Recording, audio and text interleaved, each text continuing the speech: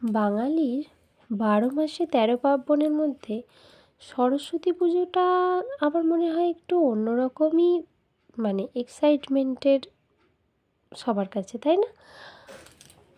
মানে প্রত্যেকটা পুজোতেই সবার কেনাকাটা থাকে, ঘুরতে যাওয়া থাকে, মনে হয় শপিং করা থাকে, অনেক অনেক অনেক কিছুই থাকে।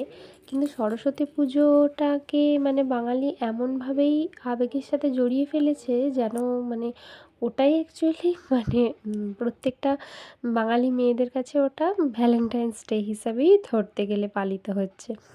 তো যাই হোক, সরস্বতী পুজোর দিন সবার মধ্যে সব রকম আনন্দ থাকে। আর আমার জীবনে তো মানে ছোটোবেলায় যখন ছিলাম তখন স্কুলে ঘুরতে যেতাম।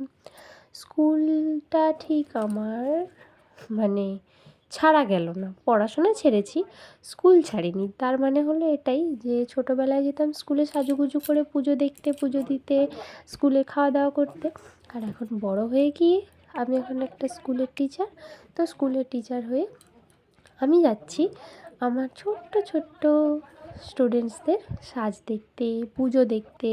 পুজোর অ্যারেঞ্জমেন্ট হয়েছে, আগের দিন সেটাও শেয়ার করেছি, আমি আলপনা দিয়েছিলাম। তো এইভাবে সাজুগুজু করে যেতে খুবই ভালো লাগে। প্রতি বছর জানো তো আমি বেসিক্যালি রেড শাড়িটাই পরতাম। তো তারপরে ভাবলাম এই প্রথম বছর যেখানে মানে আমার ভাবনাটা চেঞ্জ হয়েছে, লাল শাড়ি থেকে আমি হলুদ পিঙ্ক কম্বিনেশন শাড়ি পরেছি। যদিও পরতে খুব ভালোই লাগছিল, তবুও আমার মনে হলো লাল ছেড়ে ফাইনালি আমি বেরোতে পেরেছি, যেটা আমি কোনোদিনও ভাবতে পারিনি যে আমি বেরোতে পারবো বলে। তো তোমাদের সাথে সবটাই রেডি হতে হতে মনে হলো একটু গল্প করি, একটু শেয়ার করি কিভাবে আমি রেডি হচ্ছি, কিভাবে কি করছি। আসলে প্রত্যেকটা মানুষের জীবনটাই না বড় হওয়ার সাথে সাথে মানে কীভাবে একটা যেন পরিবর্তন হয়ে যায়, তাই না? আর সেই পরিবর্তনটা ঠিক এইভাবে গোল গোল করে ঘুরে ঘুরে পরিবর্তন হয়ে যায়, তাই না? আমার মানে আমি এখন যেভাবে ভিডিওটাকে ঠিক ঘোরালাম, তো আমাদের জীবনটাও ওইভাবে লাট্টুর মতো ঘুরে পরিবর্তন হয়ে যায়। তো কী বলবো আর, যে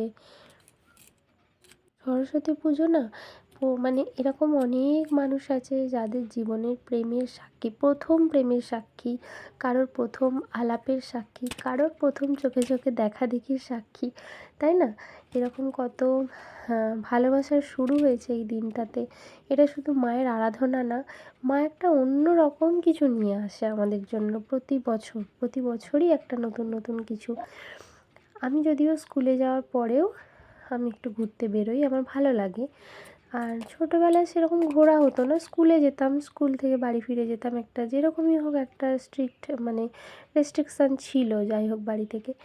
আর এখন আমার হাজব্যান্ড অনেক ফ্রিডম দিয়েছে আমাকে। দেখো, তোমাদের সাথে কথা বলতে বলতে আমার সাজুগুজু কমপ্লিট।